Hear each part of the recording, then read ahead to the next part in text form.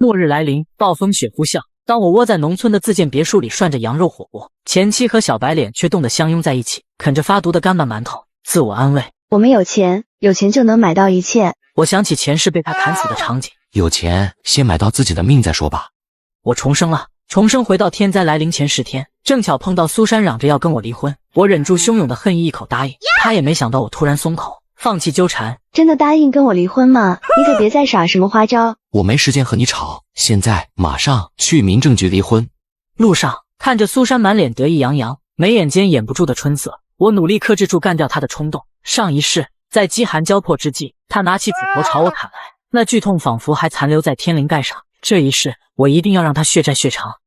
在民政局划分财产的时候，我只要家里所有的存款，共20万，还有1辆车。苏珊一口答应，还朝着我邀功。看我对你好吧，我都净身出户了。我笑得满含讥讽。房子不是留给你了吗？他以为我不知道，前2天他勾结彩票中心主任王德发，花10万块买一注号码，中了2.2亿大奖，想在兑奖前把我逼走，自己独吞巨额奖金。前世的我并不知情，还妄想着挽回感情，直到他带着他的王德发回到家，我才知道，原来我以为的好老婆早就和老王勾搭成奸。最后在暴风雪天灾来临时，逼我出门抢夺物资，可我抵死不从。争执之下，前妻抄起手边的斧头狠狠地劈向我，在生命弥留之际，才看清眼前2个恶魔的嘴脸。快，这可是新鲜的肉。这一世，我特意把房子留给他。城市里的楼房在末日不仅一点用处都没有，还会遭到邻居的攻击。房子就是我留给苏珊的棺材。提交了离婚申请书，我就赶紧开车回家收拾行李。收拾到一半，苏珊也回来了，看她掩饰不住的喜悦，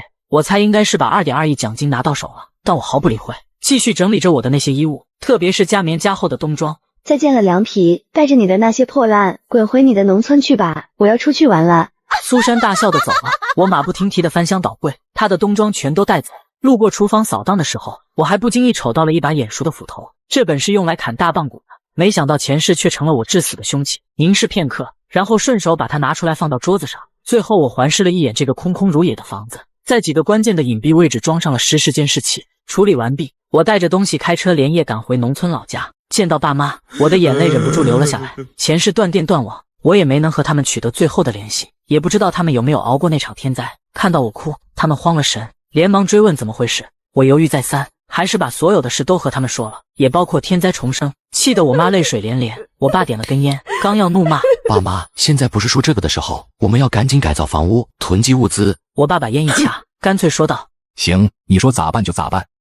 末日来临，暴风雪呼啸，前妻和小白脸逼我出去抢夺物资，我宁死不从，结果被前妻活活砍死。可能是上天觉得我可怜，让我意外重生到末世前10天。我将上一世的事情告诉父母，包括天灾即将降临。为了提高房屋的稳定性，我喊来工程队给别墅做加固，墙体做了双层保暖，窗户也全都换成最坚固的3层玻璃，在楼顶安装上太阳能发电板，到时候断电了，能靠自发电过日子。做完这些，我开始准备取暖问题。现在农村都靠燃气取暖，可到时候燃气一断，照样会受冻。我从仓库翻出早已替换掉的烧火炉，这种炉子靠燃烧煤炭产生热量，小时候的冬天就是这样度过的。可这炉子许久未用，早已锈迹斑斑，灰尘满满。我爸看到我在犯难，又看了看旁边的烧火炉，哈哈一笑：现在都买不到煤炭了，这炉子就算能用也用不了，我去给你买个好的。傍晚时分，我爸领着一辆小货车回来了，上面5台崭新的颗粒取暖炉，还有上百袋子的颗粒燃料。颗粒取暖炉能烧水做饭，燃料耐用、环保、安全。我在2楼的2间卧室还有客厅都各放1台，剩下2台放到3楼，燃料我就都放到了1楼。到时候积雪厚达10多米，1楼完全不能住人，所以我准备把它当成仓库使用。等工人安装完排烟管，已是晚上9点。我们一家3口匆匆吃完饭就躺床上养精蓄锐，迎接明天的大战。第2天我们兵分3路，我爸去附近集市上购买现宰杀的鸡鸭鱼肉，而我驱车去大型超市采购消耗品、日用品以及速食。我妈则留在家中采摘菜园子里的瓜果蔬菜。正值9月，蔬果丰收，也是有不小的收获。来到超市，我先是购买了几十匹轻柔保暖的羽绒被、电热毯，还有填容量最高的长款羽绒服，以及最贵最轻薄的保暖衣物，再就是纸巾、消毒水和日化用品。我一箱一箱的往购物车里搬，这些东西保质期长，多囤点也不会浪费。速食我也拿了不少，万一真到没法开火的时候，这些东西还能顶饱。从超市出来，途经一家劳保店，又进去买了军大衣、防水雨靴、羽绒防水手套和加棉口罩。按照我的预测，如果顺利熬过天灾，气温还会冷一段时间，到时候还需要人为产出大量的积雪，这些东西都会用到。我开的是越野车，容量不大，往返3遍才把东西都拉回家里。等我这边处理完，我爸那边的肉买的也不少，除了鸡鸭鱼肉之外，还有各类骨头、猪肉、羊肉和牛肉。而此时螃蟹正是肥美的季节，他也顺带买了5箱，还租用了几台冰柜用来储存肉类。虽然暴风雪时天气极冷，没有取暖炉的1楼就是个天然冰库，但这几天这些肉类还是需要冰柜来储藏。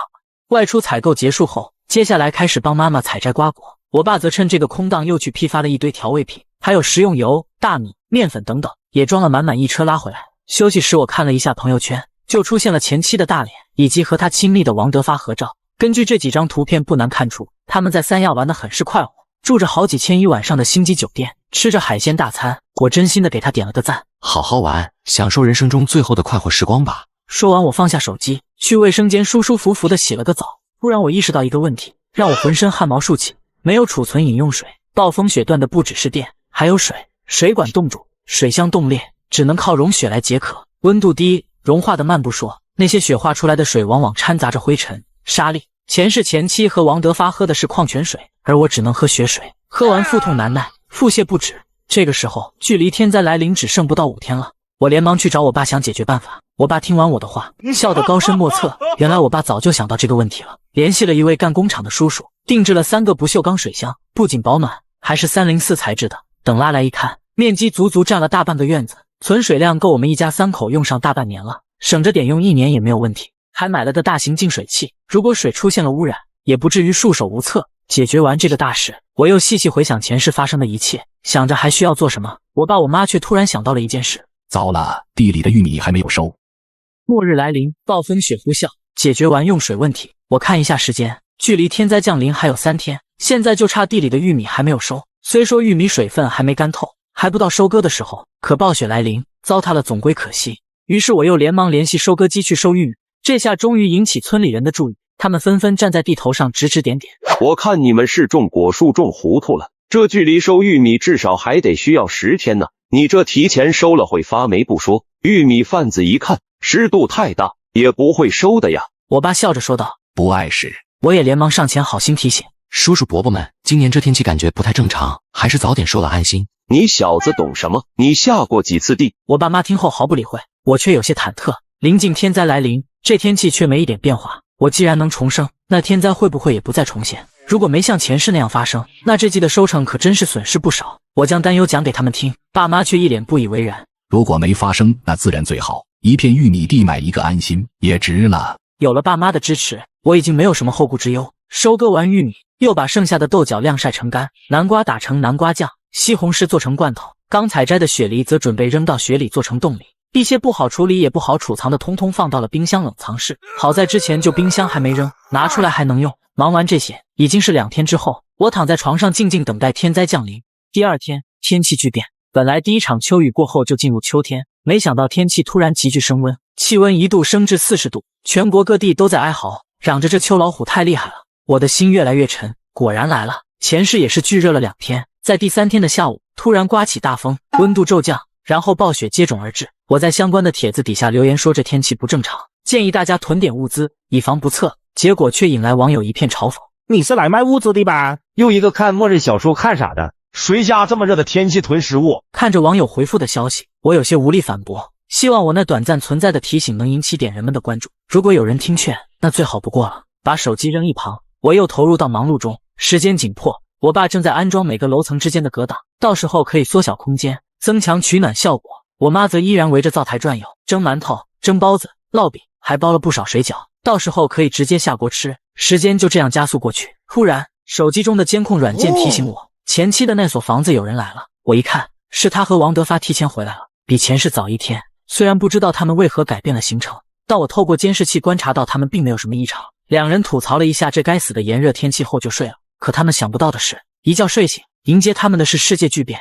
9月5日下午，暴风雪如期而至。我望着窗外的鹅毛大雪，庆幸一切都安排妥当，手里的20万存款全部花光，加上爸妈出了几万块钱采购的物资，足以够我们一家挺一段时间。网上有人在骂这该死的鬼天气，有人问是不是哪里有冤情，也有人意识到了不对，开始提倡囤点物资，特别是到了傍晚时分，雪还没有停的意思，越下越厚。前妻依偎在王德发的怀里软软问道：我们要不要也囤点食物？有钱什么办不到，在网上找个跑腿的买点就行了。就这样，过了2个多小时，他们买的东西才送到。前妻还嘟囔着要给跑腿小哥差评，说给了那么多的跑腿费，结果速度还这么慢。可他根本不知道外面的血已经积到小腿网上。我看了下他们购买的物资，除了2份外卖之外，就是一些零食啤酒。我摇了摇头，关掉了监控画面，从卧室出来想看他晚饭吃什么，可客厅竟空无一人。我跑到1楼，看到我妈站在门外东张西望。妈，怎么了？你爸他还没有回来。我的心咯噔一下。我爸去哪里了？末日来临，暴风雪呼啸，我们一家准备了许多东西，就在这个关键时刻，老爸却不见了。你爸他还没有回来。今天中午吃完饭，他看着起风了，就说要回你爷爷家拿点东西。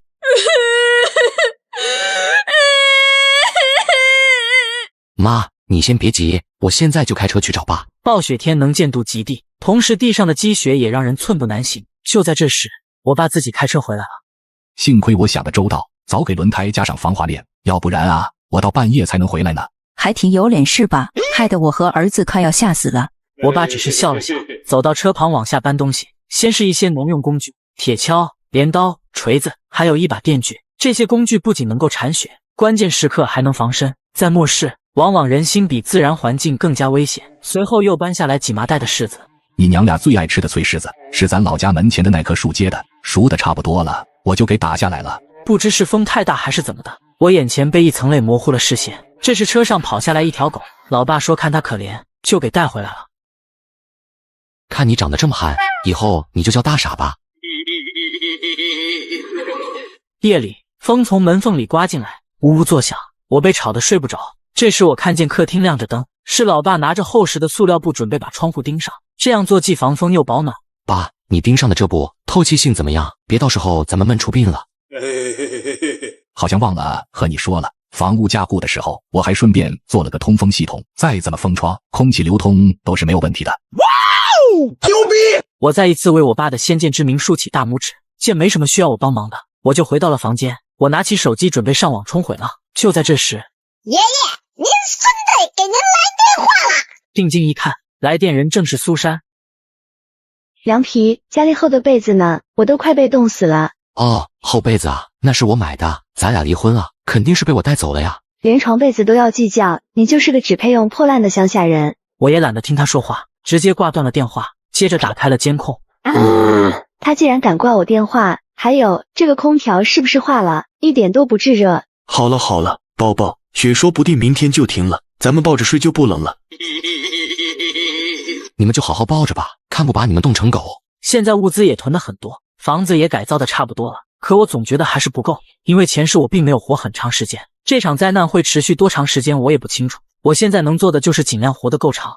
按照前世记忆，明天应该会停几天雪，然后真正的灾难就会到来。这2天得想办法继续囤点东西。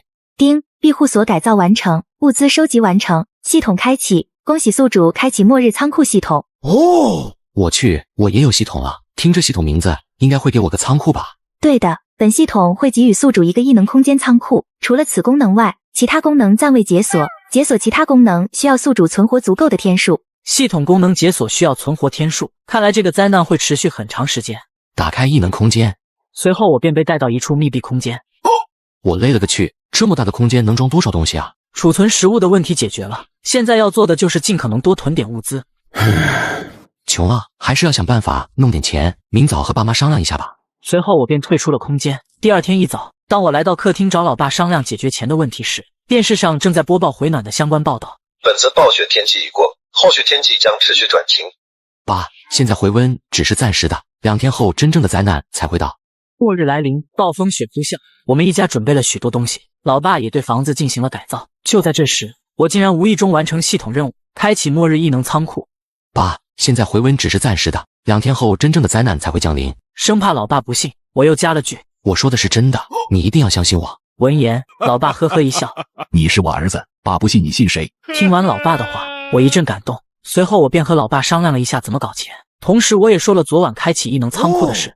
所以我们还需要多买些东西，因为我也不知道灾难什么时候会结束。现在最大的问题就是钱不够。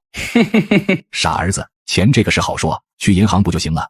随后我跟着老爸立马开车来到银行，当然我们是来贷款的，大家可不要想歪。半个小时后，我们贷完款出来，就朝附近的超市赶去。我们准备把之前买的东西再买一点点。买完东西找了个没人的地方，把这些吃食和用品一股脑全扔到异能仓库里，只留下一车的物资放在车后。别问为啥不全放进空间，问就是车开都开来了，不拉点东西感觉怪怪的。回去途中，我打开手机，发现网上也有开始提倡囤点物资的人。这次网友的反应不像上次我说的那么激烈，也有附和的声音，但是绝大部分还是不以为然。退出网页后，我打开实时监控，看下前妻他们在干嘛，正巧遇到他们在吵架。宝宝，外卖根本没人接单啊，跑腿也没有。我给你钱，你出去买点东西回来吃。宝宝，你看我这个小身板，一出去不得埋到雪里啊。你一个大男人出去买点东西怎么了？你还想让我一个弱女子出去买吗？凭什么每次都使唤我？我把话撂这了，我王德发就算饿死，我也不会出去买一点东西。王德发，你再说一遍。接着他们便吵了起来，看了一会觉得挺无聊，我便退出了监控。回到家，我和老爸忙着把东西搬下车。20分钟后，我们把一车东西全部卸完，老爸负责去停车，而我负责把东西搬进家。哇，好多吃的！妈妈，我想要吃那个。哟，小皮啊，你这是要把这些东西卖掉吗？我仔细看了看，这不是隔壁家老王的媳妇王姨吗？你看看，之前你们囤东西的时候，我就说过别买，这个雪一会就停，你们还不信，现在卖不掉了吧？我刚准备说话，他又抢先开口道：我家儿子想吃你的零食，你家有这么多，给我儿子吃点呗。不就想吃点东西吗？至于说这么多废话吗？我打开手中的泡面，拿了2桶。你怎么这么小气啊？这么多箱，直接给1箱呗，咱们邻居这么多年。见我没有动，他便直接上来抢。拿来吧你！王姨，你这直接抢不好吧？而且这是我花钱买的，我想给就给。你跟一个孩子计较啥？尊老爱幼懂不？他还小，你应该让着点他。我又不是他爹，为啥要让给他？做人呢，不要斤斤计较，吃亏是福。那我祝你福如东海，寿比昙花。就在我们争执不下的时候，一个人影飞了出来。何方娇小，休伤我儿。末日来临，暴风雪呼啸。因为有了异能仓库，我们计划再去囤一点点物资。原本一切都很顺利，谁知却遇到一个奇葩邻居。何方娇小，休伤我儿。这不是小王吗？我看有人欺负我儿子，一不小心就踢了过来，没伤到你吧？你看我下手也没个轻重的。你绝对故意的。我年龄大了，身体不好，还有心脏病，你可别跟我计较啊！而且老话说得好，吃亏是福，你说是吧？你欺负人。儿子，把那箱泡面给你王姨，让你王姨回去补补。好的爸。回去吃泡面喽。你个小没良心的，妈妈都没有吃的重要是吧？你别跑，看老娘怎么收拾你。姜还是老的辣，老爸还得是你。那是，对付这种人就得用这种方法。小插曲过后，我将仓库的绝大部分食物放进异能空间，只留3个冰柜里的食物没有放进去。忙了一天，晚上我妈煮了许多饺子，吃完后便上床早早睡去。第二天一早，我便被一阵吵闹声吵醒，出来一看，一些亲戚在客厅和爸妈说着什么。二舅，听说你家最近中彩票了，听街坊邻居说你家又是买各种吃的，又是修房子的。二舅你也知道，我上有8岁老母亲，下有80岁女儿，穷的都揭不开锅了，你就借点钱给我呗。还有我，舅老爷借我点钱，我要给我儿子买个篮球练习练习。这事我再也听不下去了。表哥，我家最近因为装修房子呀，手头也不是很宽裕，要不你试一试借呗或者花呗。那不行，那些玩意借了要还的。你妈个，你看你长得那逼，好像个傻。好了，要是借钱的，那你们可以回去了。其实我们家也没钱，你们看，这都是贷的款。看着上面白纸黑字的贷款信息，搞了半天没钱了，亏我们这么冷天跑着来。散了散了。看着他们离开的背影，老爸朝他们喊：这天气有问题，你们最好囤点吃的，以防万一。天都放晴了，能有啥事啊？看来他们一家是真疯了。最近听说凉皮这小子和苏珊离婚了，难不成他们一家都受刺激了？心里这么想，嘴上却说道：好的，舅老爷。看着他们离去的背影，我微微叹了口气。明天晚上就要变天了，还来得及，希望他们能听劝吧。眼下也没什么事做，我们一家便摸了副扑克，准备斗回地主。大傻在旁边兴奋地绕来绕去的跑，炉火烧得很旺，整个房间都是暖洋洋的。老爸订上的塑料布真的很有用，冷气一丝都钻不进来。这时我妈拿出2朵向日葵，让我直接原生态嗑瓜子。我爸煮好热茶，而我则拿出了平板电脑放起音乐。搞错了，再来。OK， 准备好一切，我们一家便开始欢快的斗地主。叫地主，抢地主，我抢。我是地主，我先出。1个3，不要。你爹啊，1个3都不要。要不起，你要得起你出吗？4个圈。我的妈呀，他1个3，你直接炸。你不懂打牌的要有气势，其实你懂吧？好吗好吗，你有气势，你来。要不起，要不起。飞机。王炸。要不起。你来。1个4。4个10。不是1个4，你直接炸啊！老妈，你不是说打牌要有气势吗？行，你出。1个4。刚才出3，你咋不出4啊？我想咋打就咋打，略。停，兔崽子你厉害。 1个2。我炸。嘿嘿，啥都不多，就炸弹多。1对4。不是，你3个4拆着打，这叫气势。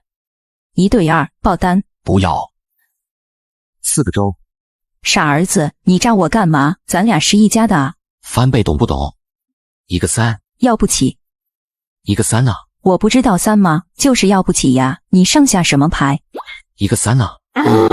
不是，你咋不出对3啊？不是想让你走吗？这就叫气势。末日来临，暴风雪呼啸，我把物资全部收进异能空间，一家人打着扑克迎接末日的到来。第2天傍晚，天气突然巨变，紧接着便下起了鹅毛大雪。终于所有人都有了囤货意识，纷纷涌入超市扫荡物资。而此时的我正在屋里吃着火锅追剧，看着屋外纷飞的大雪。我点开了监控，此时的苏珊和王德发正裹着被子坐在沙发上，客厅桌子上放着吃剩的泡面。宝宝，现在大家都在抢夺物资，我们也赶紧去超市吧，不然去晚了什么都没了。就在2人准备动身时，我的某信弹出来一条消息，原来是我那来不及退出的物业群里，有人艾特了所有人。大家有人要物资吗？我们准备采购点物资，有需要的群里扣个1，然后转300块做押金。一时间群里都是扣1的，还有转账红包的。这时苏珊也扣了个1，紧接着还发了个大大的红包。小哥哥，你一定要帮人家多带点哦，因为人家才刚满18岁。我实在看不下去了，关掉手机，简单的去洗了个澡，就早早上床睡觉，丝毫没有在乎外面的冰天雪地。第2天，我被手机震动声音吵醒，点开一看，发现是苏珊在群里疯狂艾特之前说买物资的那个人，可是并没有回复。我不小心点开了那个人头像，顿时笑了起来。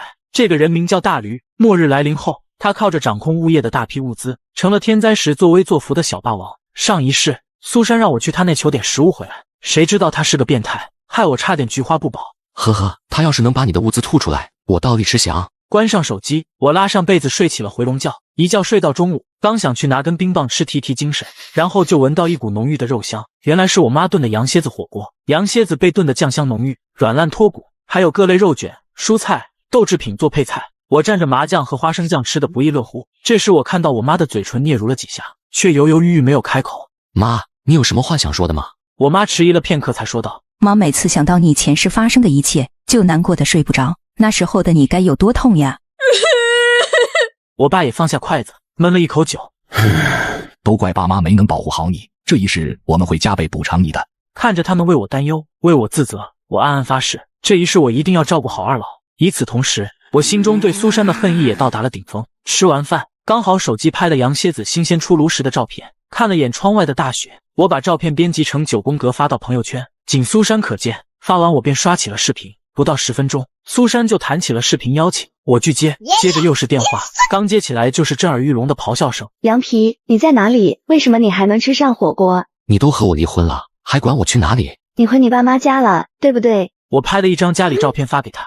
你觉得这是我家？那边的苏珊沉默了。2个月前我刚带着他来过这，如此焕然一新的装修确实不像是那栋农村小土楼的样子。接着就听到他语气放软。羊皮，我错了，我提出跟你离婚也是一时昏了头，我现在后悔了，告诉我你在哪里，我去找你好不好？你老婆实在太饿了，家里又饿又冷，没了你就是不行，你忍心我饿死吗？变脸如此之快，让我忍不住笑了笑。苏珊，你还真是臭不要脸啊！你身边不是有王德发吗？你让他给你弄吃的呀。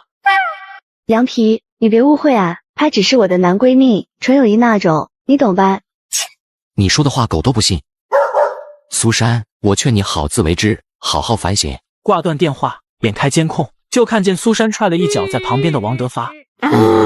你一个大男人一点用没有，赶紧去找找家里有没有什么吃的。然后就看见他们到处翻东西，但是他们的零食似乎都吃完了，只剩下一堆堆的垃圾袋，最终只能咕咚咕咚的往肚子里灌水。喝吧喝吧，到时候纯净水都没了，你就知道你们现在有多奢侈。这时苏珊突然凑到王德发旁边，在他耳边嘀咕了几句。宝宝，这样不好吧？有什么不好的？都快饿死了，我受不了了。你要是爱我就一块去。王德发无奈的点了点头，然后两个人鬼鬼祟祟的就出门了。末日来临，暴风雪呼啸，我却躲在温暖的家里吃着羊蝎子火锅，而前妻和王德发似乎在密谋什么。你要是爱我就一块去。然后两个人鬼鬼祟祟的就出门了。不一会，王德发蹑手蹑脚的朝着一户人家走去，观察了下附近，确认没人后，朝身后的苏珊招了招手。就选这家了吗？就他家了，他家门口这么多零食袋子，吃的肯定多。宝宝，你等会，我来撬锁。说着便撬起了锁，里面的住户正在看着电视，趁人不备，偷袭！他们直接将人绑了起来。嘿嘿，这小胖子家里吃的东西是真多啊！少废话，老娘饿了好几天了，赶紧再去找找，能吃的一个都别留。OK。说完便继续去找吃的，如法炮制，他们又抢了几家。2个小时后，监控画面中再次出现他们的身影。快去把门锁好。OK。这时我注意到他们拿着几大包的东西，打开一看，里面全是零食，应该是太饿。他们拿起零食就是一顿狼吞虎咽。仔细一看，他们都带着伤，嘴角还有血，应该是去邻居家抢食物了。看来我的离开，前世的一些剧情也发生了改变。上一世这个时候没东西吃，他们的选择是直接将我嘎了吃掉。回想起那时的感觉，依然会头痛欲裂。突然某信疯狂地弹出消息，他妈的畜生啊！老子在家看恐怖片呢，两人直接闯进我家，把我绑起来，还把全部吃的都抢光了，你这让我咋活啊？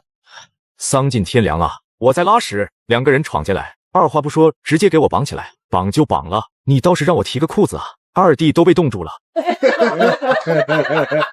我也被抢了，一条接一条骂人的话都是被抢的人发的。然而其他人并没有为他们打抱不平。我暗暗叹了口气，这无疑是提醒了所有人心中的那个魔鬼。饥寒交迫之际，买不到物资，看不到未来，在随时可能命悬一线的情况下，仁义道德成了最不需要的东西。有人开了头，其他人就再也不需要顾忌。外面的雪接连下了好几天，积雪已经达到了2米，温度也降到了零下20度。虽然有妈妈美味的食物治愈，但时间也在枯燥的等待中变得漫长。就在这时，一声声敲门声打破了原本的宁静。老梁，开门，我是老牛啊！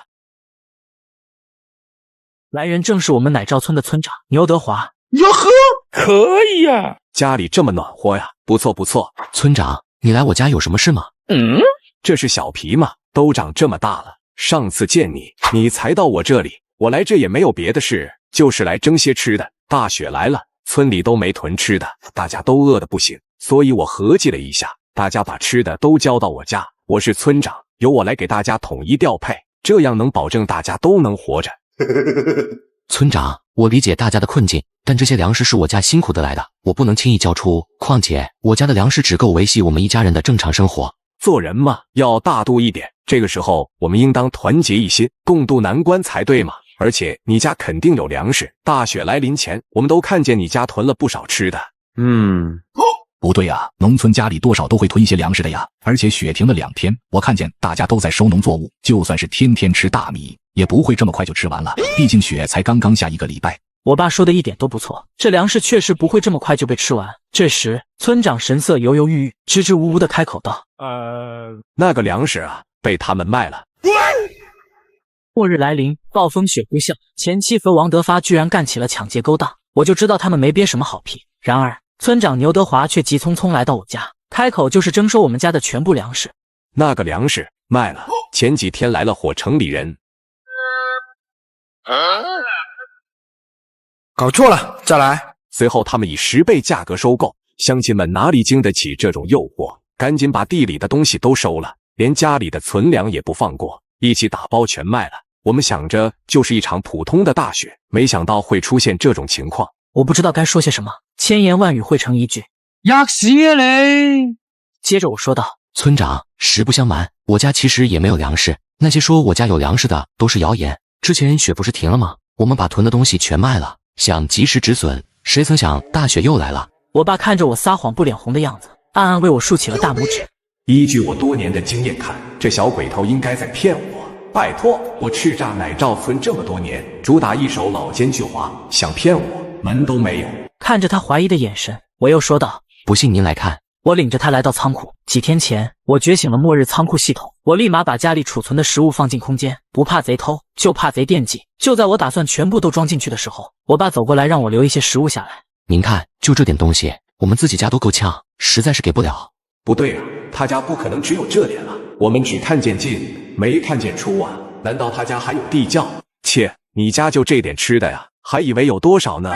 既然你们给不起，那到时候调配就没你家的份。这就不劳你操心了。看他们这么平静，应该是把粮食藏起来了。嘿嘿，应该还不少，得想个法子让他们乖乖交出来，这是得从长计议。随后他抬脚头也不回便走了出去。村长走后，我爸意味深长地说道：“我有预感，他一定看出来什么了。以后家里面门窗要关好，有人敲门，咱也尽量别开。”第二天一早，温度骤降，温度下降到零下50度，哪怕炉火烧得再旺，房间里也是冒着嗖嗖的冷气，根本暖和不过来。没办法，我们只能打开电热毯，穿着保暖内衣加厚实的家居服，随时随地喝着热茶，还不至于那么难熬。紧接着另一个噩耗又来了，我操，没电了。与此同时，网络也都瘫痪，我们彻底与世隔绝。更没想到的是，安装的太阳能发电板并没有起到太大作用，因为哪怕发电板坡度再大，也被积雪淹没了一半，外加阴天不见天日，捕捉到的阳光微乎其微。幸亏我爸早已备好5台大型的蓄电池，以及我充好的10多个大容量充电宝，才不至于立马陷入困境。所幸暖炉是颗粒取暖炉，不需要电。本来想过晚上一家3口睡一间屋可能会暖和点，可打地铺实在太冷了，根本躺不住，外加上我爸呼噜声太大，这才作罢。寒冷的日子让一家人兴致都不太高，扑克也被收到一旁，没人再想去玩。这时我看见我爸手里拿着2样布满灰尘的东西，仔细一看，一个是收音机，一个是望远镜。收音机调试半天，终于收到了信号。请各位群众不要担心，不要慌张，不要放弃，一定要积极自救。另外，电路问题在积极维修中，物资也在逐步发放。哦，有了外界的声音，我们的心逐渐落到实处，日子也没有那么难熬了。末日来临，暴风雪呼啸，坏消息接踵而至。先是强征粮食的村长，后又是气温骤降，最要命的还是突然的断电断网。幸亏有个收音机，我们的心才逐渐平静下来。看着外面的暴风雪，我拿出望远镜，看看窗外的远处，虽然还是一片白茫茫，没有什么变化，但每次看，心仿佛也跟着飞了出去。可没想到，平静的生活在一个晚上被打破。凌晨2点，正是睡得沉沉的时候，这时2道身影正鬼鬼祟祟爬了进来。哎呀，大哥，快起来！不好意思，压到你了。嘘，你小点声，别把他们吵醒了。话说你这是什么造型？嘿嘿，这不是第一次来偷东西吗？带上这个更有体验感。怎么说话的？咱们是来摸清楚他们把粮食藏哪了，怎么叫偷呢？话说大哥，咱为啥帮这老头啊？这你就有所不知了。他明面上是村长，暗地里可是奶罩村老大，人称玉面牛扒皮。咱帮他办事，一是博个好感，二是咱们能顺点好东西。他们家一共就3个人，其中2个还没有战斗力，搞定他们还不是轻轻松松？哦，还是大哥聪明，不像我只会一想到你我就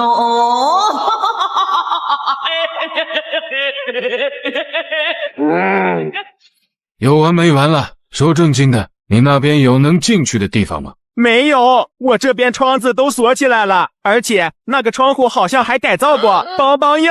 哎呀，破窗也不行，声音太大会吵醒他们。这是最后一个窗户了，实在不行就回去找个会开锁的。哎，大哥，开了！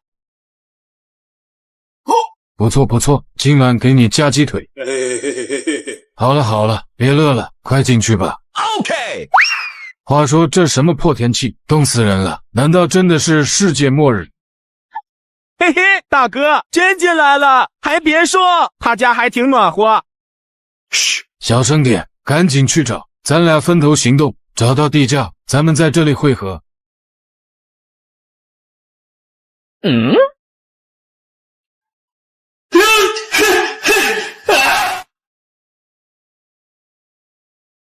Nice， 舒服了。与此同时，他的同伙蹑手蹑脚地来到一个房门外，抬头一看，原来是储物间。嘿嘿，这里面肯定有不少吃的。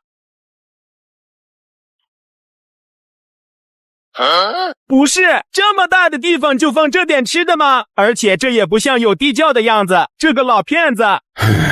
算了，找个包把这些吃的都带走。这时，一个类似煤气罐的东西滚到他的脚边。哎，这是嘛呀？拍起来还梆梆响。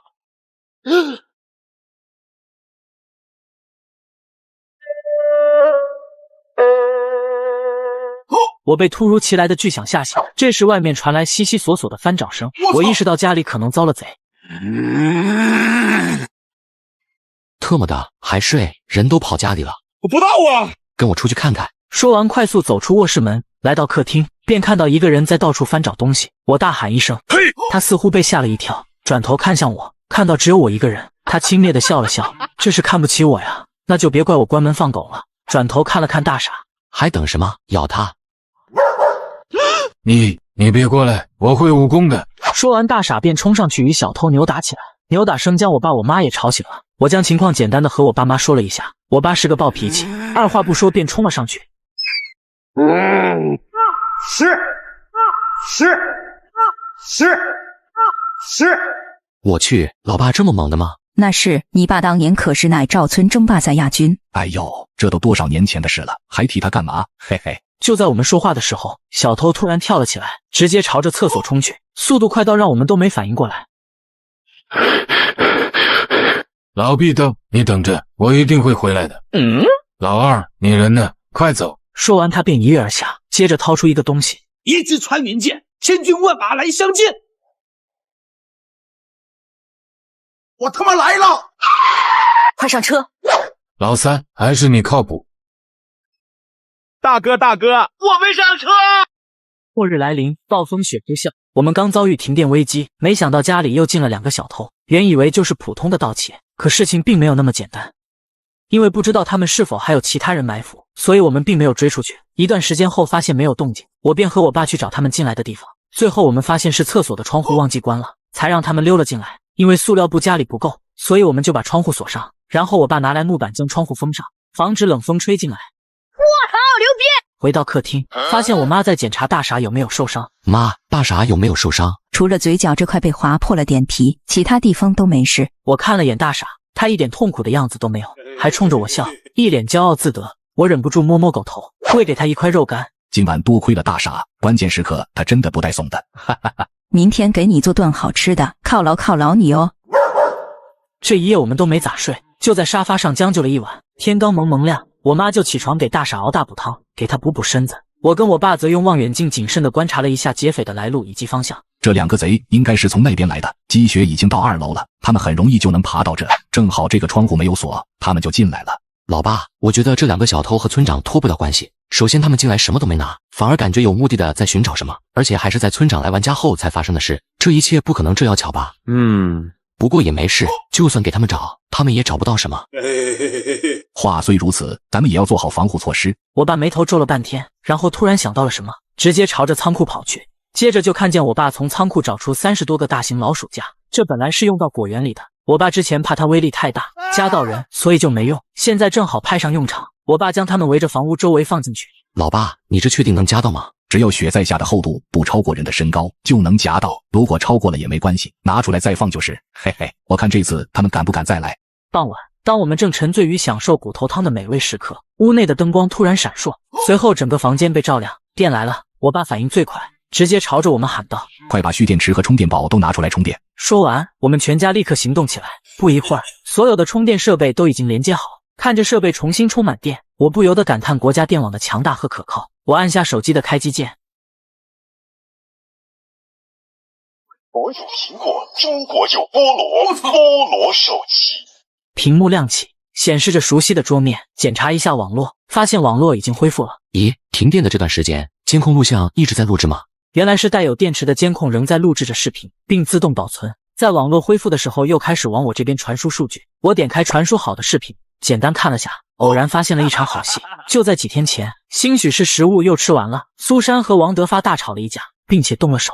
不过我知道还是苏珊更厉害，因为我也领教过。有一说一，滚！这种生活我受够了，你这个废物，我当初怎么会看上你？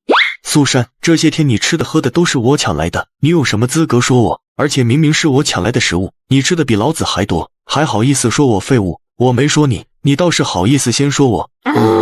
气死我了，我们分手吧。分手？你真以为我不知道你和438的老李勾搭上了？怎么这么迫不及待的踹开我想去找他吗？也对，现在大家都防着我们了，抢不到东西，我的价值就没了呗。苏珊听完恼羞成怒，又把王德发胖揍一顿，随后便出门了。我打开监控，想看看他们现在什么情况。因为前段时间停电，王德发那边的空调也成了摆设，他蜷缩在床上，上面盖着一层又一层的衣服，连夏天的半袖也搭在了上面，像是人为堆砌的一座坟墓。看他许久未动，我以为他嘎掉的时候，他又缓缓伸出一只手，摸索着空调遥控器，还把手机充上电。看到这一幕，我不禁一愣，他竟然还没嘎。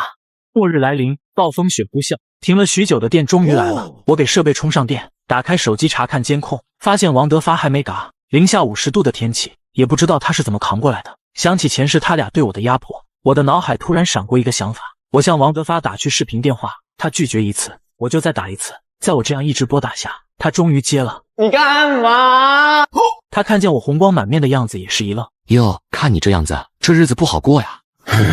你要是专门来笑话我的，那我就挂了。别呀，我看你这样，你应该撑不了多久了。我之前说过，苏珊不是个好人，她不但背叛我，现在又抛弃你。你现在在这饿的都快要嘎了，而苏珊呢，正在外面逍遥快活。你想想，你和她在一起都是你付出的，凭啥好处都让她占了，还到处使唤你？现在你都快嘎了，而她在吃香的喝辣的，你甘心吗？说完，我看见他的双眼面露凶光，透露出阵阵杀气。我的目的达到了，于是挂断电话，就让这对恶人互相折磨去。钱是我的惨死，王德发也罪责难逃。他不仅抢我衣物，还联合苏珊打骂我，不给我吃的，还逼我出门寻找物资，甚至到最后嘎了我吃掉也是他提出来的。这一世我岂能由他逍遥自在？我又打开监控画面，王德发从床上钻出来，疯狂砸着周围的家具，从卧室砸到客厅，力气很快就消耗殆尽。他瘫倒在沙发上发了会呆。这时他拿出手机拨打电话，不出意外的话是打给苏珊的，打一次被挂断一次，然后便见他拿着武器气汹汹的出门了。很快他就带着另一个人回来，他强势的拽着苏珊，将她往沙发一甩，就开始上前干架。之前强势的苏珊现在完全被王德发压制。我看了眼苏珊，几天不见，她比之前状态好了不少。王德发似乎也看到了她过得不错，顿时叫骂：忘恩负义的臭娘们！老子之前好吃好喝养着你，你出去享福也带上老子，光想着自己活下去，你有想过我的感受吗？我快要饿死了。苏珊什么时候被这么骂过？顿时怒对道：怎么，你自己没本事，还想着我和你一起挨饿？你别把自己想得太重要，老娘想随时踹掉你就踹掉你，你能拿我怎么样？说完，两人再次扭打起来。王德发招招凶狠，但因为很长时间没吃到食物，很快就被苏珊压制住。80。王德发试图脱身未果，手便不断地摸索着身边能还击的东西，随即他便摸到遗落在一旁的斧头，拿起斧头朝苏珊脑袋上砸去。紧接着苏珊轰然倒地，王德发起身又补了几刀，直到完全没了动静。然后他露出兴奋的表情，就像是极度饥饿的人看到食物时的表情。后面的画面想必大家也能猜得到。看着地上一动不动的苏珊，我高兴吗？好像也没有。难过吗？似乎也没有。可能不是自己亲手报的仇吧。但是我很感谢上天能给我一次重生的机会，让我报了仇，也让我能陪在家人身边，收拾好心情。出卧室刚好赶上吃饭，我跟爸妈说了这个好消息，我爸也不说话，笑了笑，转身去拿自己珍藏的好酒。我们一家人举起醇香浓厚的酒，酣畅喝杯，庆祝自己彻底重生，庆祝全家真正意义上的团圆。苏珊一嘎，我就再没点开过监控，就像是从我的生活中彻底抹去了一个世界。我从而开始专注这场灾难的动向。距离天灾开始已经过去1个多月了，这场暴风雪丝毫没有减弱的趋势，各地饿死冻死的百姓不计其数，但政府一直在空投物资和食品，积极的抢修线路。哪怕不知道这场灾难有没有尽头，政府也一直没放弃过一丝希望。末日来临，暴风雪呼啸，我鸡贼的用挑拨离间报了前世的仇。看着外面飘着的鹅毛大雪，我不知道这场灾难是否会有结束的那天。在经常性断链断网的日子里，我们靠着收音机里的广播振奋着精神，挨过一日又一日。后面也有人来我家踩过点，都一无所获，有的还被之前的陷阱弄伤，之后便再没人打过我家的主意。就这样时间过了快1年，外面温度在1个多月前就达到零下70度，雪早已覆盖掉房子。幸好房子被老爸改造过，所以并没有坍塌。每当雪覆盖太深，我们就会清理下来，不让它将房子彻底没掉。然后风雪在一个寻常的夜晚悄无声息地停了。起初人们还害怕这只是一个小小的暂停，但太阳开始露脸，驱散层层云雾，驱赶掉这场如噩梦一般的灾难。这场灾难带走了很多人，靠着政府每天的空投物资以及其他法子，还是有很多人活了下来。我和我爸穿上早已准备好的装备，开启了铲雪之旅，并报名成为志愿工作者。等到社会缓慢恢复正常，人们的生活也回归正轨，我回了趟曾经的那个家。经历过灾难，小区里面萧条了很多。进入房间就看到一片狼藉，地上躺着一具干瘪的尸骨，是王德发的。我小心绕过，找到苏珊证件，然后去开了他嘎掉的证明，还顺手提交给警察一份监控视频，是王德发嘎人的那段。最后我去了趟民政局，拿着死亡证明撤销了离婚申请，合理合法的继承了苏珊挥霍的只剩2亿的资金，还完贷的款，处理完所有事，我又回到爸妈那边。他们笑着说：“欢迎回家。”